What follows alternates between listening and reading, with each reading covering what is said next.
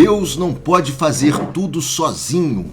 Foi com essa frase que Paulo Coelho pediu demissão do seu emprego em 1987 numa grande gravadora, onde ele era um grande diretor dessa gravadora, ou seja, um emprego estável que lhe rendia um belo de um salário, e ele largou tudo, chutou tudo para o alto e foi viver a sua aventura de se tornar um escritor de livros. Certo? E na época, o que acontece? O que ele mais escutava era: você vai ter muita dificuldade, vender livros ou viver de escrever livros no Brasil é algo completamente difícil, algo muito complicado, boa sorte, mas você tem que ter a certeza aí dentro de você que você não vai conseguir ter êxito nesta nova profissão pela qual você está abandonando um salário e um emprego estável para você se aventurar.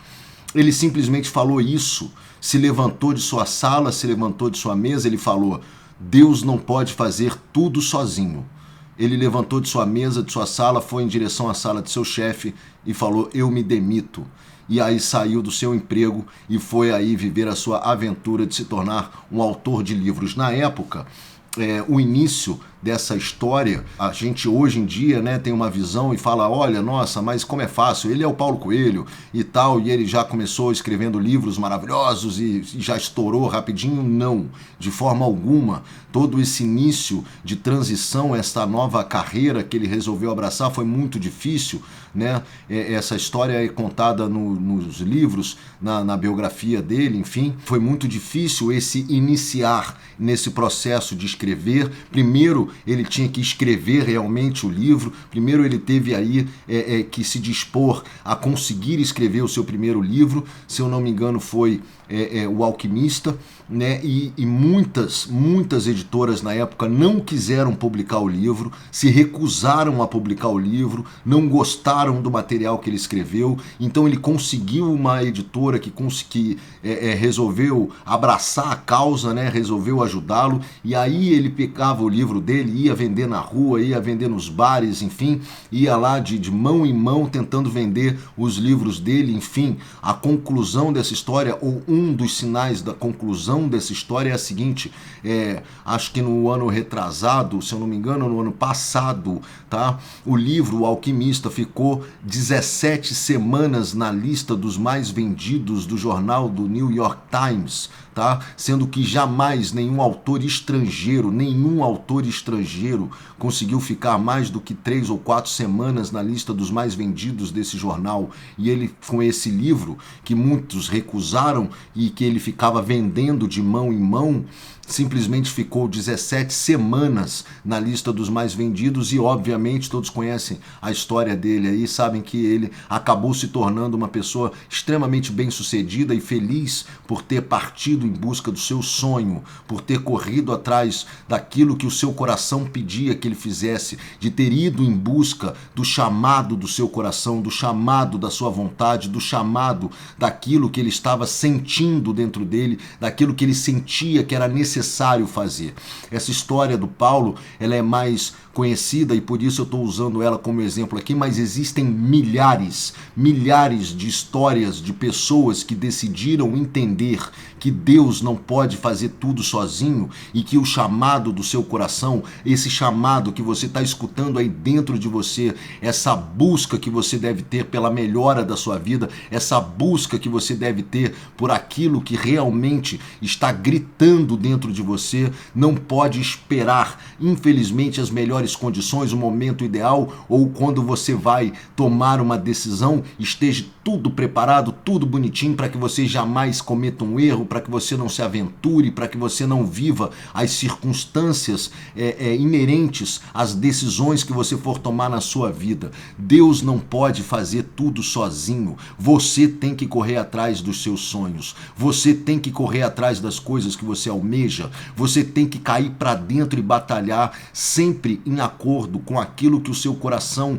te pede, porque muitas vezes você pode confundir o seu chamado com aquilo que o seu cérebro cérebro, o seu ego está pedindo. Quando o seu ego te pede mais dinheiro, mais fortuna, mais isso, mais aquilo, tome cuidado, tá? Atenda aos chamados do seu coração.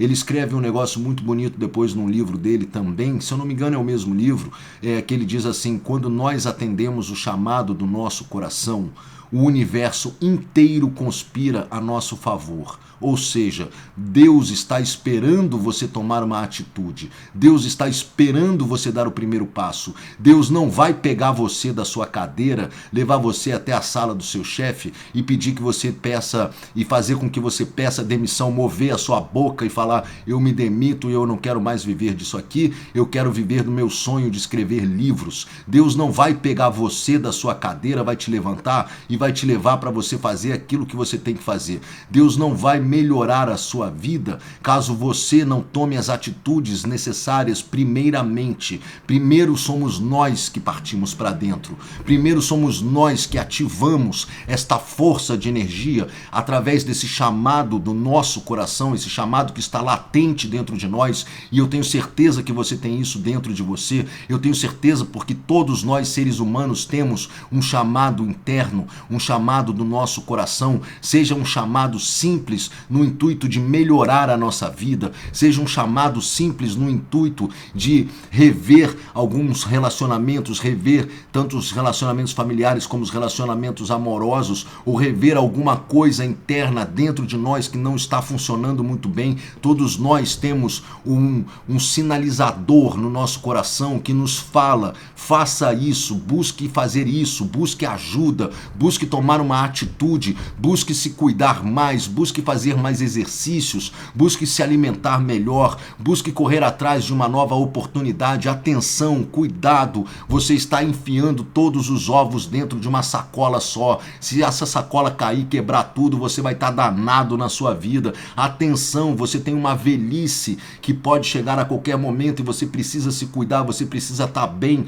para quando você chegar nela, você ter aí a condição de poder vivenciar essa velhice da sua melhor forma. Atenção, você precisa dar mais atenção aos seus familiares, você precisa dar mais atenção ao seu parceiro, à sua parceira amorosa, aqueles que você escolheu para viver na sua vida, para você dividir o seu amor, para você dividir a sua vida, para você compartilhar os seus momentos. Atenção, você precisa fazer isso, você precisa fazer aquilo, e não adianta ficar esperando Deus te pegar do lugarzinho onde você está e botar você para fazer. Não adianta Deus operar descer a terra e descer o seu raio milagroso e fazer com que as situações todas no seu entorno melhorem de uma hora para outra. Nada vai melhorar, nada vai acontecer, nada vai mudar se você, dentro de você, não atender ao seu chamado do coração. Em primeiro lugar, escutar o seu coração, relaxar o seu corpo, ou seja, parar de ficar escutando a sua mente, o seu cérebro que fica falando para você: